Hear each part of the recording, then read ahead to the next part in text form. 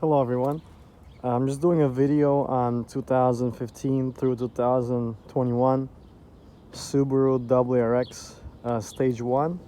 So far I have it's a mixture, I should say mix and match between stage 1 and stage 2, and I guess no stage. So I have racing wheels, Aussie racing wheels, which make the car about maybe 0.3 seconds or 0.4 seconds faster from 0 to 60. I also have a 1-inch lift kit, which has in the back it's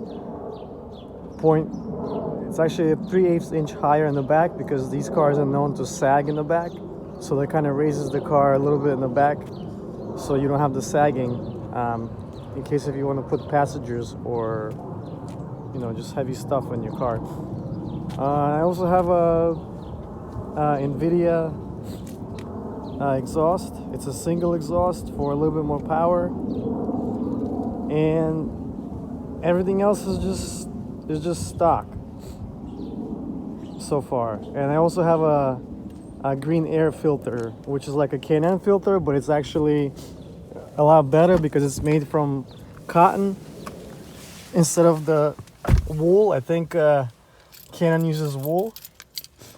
And what we're gonna do now is we're gonna do a cold start, just to have you hear how the exhaust sounds.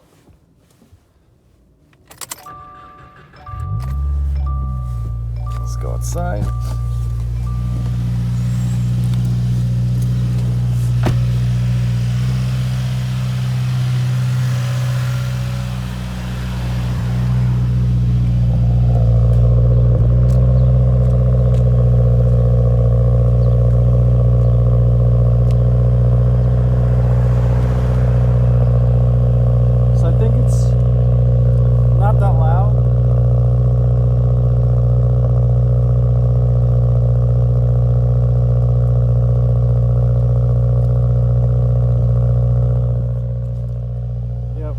But the reason why I always do the cold start is because you'll get the idea of how disturbing you're going to be in your neighborhood by starting your car cold. So I always recommend to listen to your car on a cold start, so that way you know if you're disturbing your neighbors too much. So this video is actually about stage 1 and stage 2, stage 3. So let me just describe some of the stages. So the stage 1 is when you have only air intake and access port. Access port is a little computer that connects to the car's computer, and it allows you to change the programs from factory to whatever you want, pretty much. It kind of takes off like the factory programming that the manufacturer has installed. So, which is most of the time is very restrictive, especially on the turbo vehicles, the one that have the turbocharged vehicles. So stage 1 only gives you the air intake and the access port, which actually avoids a warranty. Anytime that you change your air intake, you need to get a tune. A tune meaning that you have to go to either get like your access port, which is like a special portable computer, and you hook it up to your computer in your car through the OBD port, and you run a different program so that your new changes or modifications that you made, because every time you make the modification you have to actually download that into your computer, so that way you're getting all the benefits of the modification. Otherwise there's no point doing the modifications to your car. And also so that the computer knows how to run the car properly with your modifications. So once you run that tune or the access port for the modification, you're going to make a change in your computer, and that's going to leave, I guess people are saying it leaves an imprint on your computer in your vehicle, and that means that the dealer actually is able to see if someone has messed with or reflashed or remapped your computer, and that's going to avoid your warranty. That's what most of the dealers said, and online that's what it says. So I would kind of be careful with that. So just know that when you're modifying your car, you should always check the modifications that you're doing, because to see if they're gonna void your warranty. For example, the lift kit that I did, when I called the dealership, they said that the parts that are affected by the lift kit, like the struts, the springs, and whatever is affected by those spacers in the suspension, if anything goes bad or needs to be fixed, the warranty is not going to cover those parts that are being affected by the struts or affected by the spacers that I had installed in my car to raise the vehicle. So if you replace your exhaust system, for example, then the exhaust is not going to be covered by the warranty. So any part that you replace is not going to be covered by the warranty. So that's what you have to go by, unfortunately. So just keep in mind that also the parts like aftermarket J pipe, or it's called down pipe, up pipe, charge pipe, headers, pretty much most of the parts in your engine, like intercooler, maybe also you have to check on the intercooler. Any parts that require a tune going to automatically void your warranty. So you just have to keep in mind that you're voiding a warranty, which means that if something happens, you have to fix your car from your own pocket. So let's just go over the stages real quick. So the stage 1, we already said it's air intake and the access port. Like I got Cobb, so Cobb was a popular for Subarus and BMWs, I believe. Also, then it goes to stage 2. Stage 2 adds a downpipe and exhaust to the air intake that you already have from stage 1 and the Cobb. So it's a J pipe, which is a downpipe, and the exhaust. So I actually wanted to get my own exhaust. So depending on which manufacturer you buy, like Cobb, for example, I think they give you like exhaust. I'm not sure if it's full exhaust, cab deck exhaust, but they give you like one without the mufflers, so it might be kind of loud, and it's a dual exhaust. So I did not want to do dual exhaust. I wanted to get the single exhaust, so I mixed and matched my own stage 1. So my car is somewhere between stage 1 and stage 2 and stage 0, I guess, because I have only air filter, which is like a really good air filter. It's the best one on the market. It's a green air filter, which lets a lot more air in, but I still have a factory air intake, so that means I actually don't really have air intake. I just have a better filter, but I do have a Cobb access port, and I do have a full catback exhaust. So I'm probably in between like stage 1 and 2, I guess. And the reason I didn't want to do stage 2 is because like I said, I don't want to get that exhaust. That's a dual exhaust. And I'm actually going to skip right to stage 3. Stage 3 will add, like for example, Grimspeed has a really good stage 3 for like $2,300, I believe. They give you top mount intercooler, boost controller, air intake, downpipe, and there was something else they give you.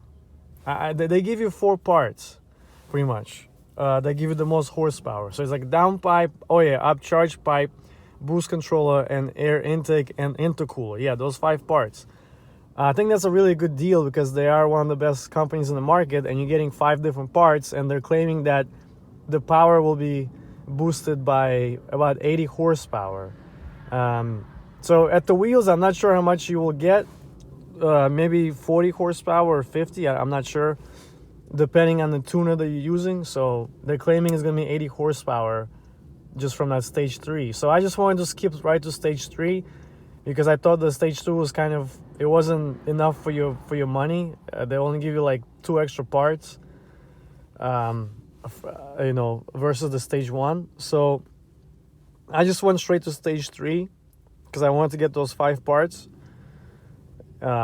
added to my exhaust. And I'm also getting the headers. I believe the Killer Bee headers is the best ones because they're made from like I think it's called 321 stainless steel, which is like a special steel that withstands high temperatures. So that means your headers are not going to crack in very high temperatures. Let's say if you're racing the car or abusing it or whatever, and it kind of keeps the engine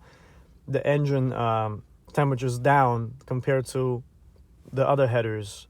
So, and they also have like what's called like swaying coated. It's like a special coating that they spray the headers with that keeps it even cooler. So that way your engine bay stays cool. Because remember, when you change your headers, all the heat shields have to come off. So the parts might be exposed to more heat from the headers. So I think those are the best ones. They are kind of pricey. They're about $1,500 with tax, just for the headers alone. But I think headers alone give you like about 15 horsepower, maybe even 20. So I think stage 3 is the probably way to go. And the last thing I want to mention is that I did choose a really good tuner. It's very important to choose the right tuner.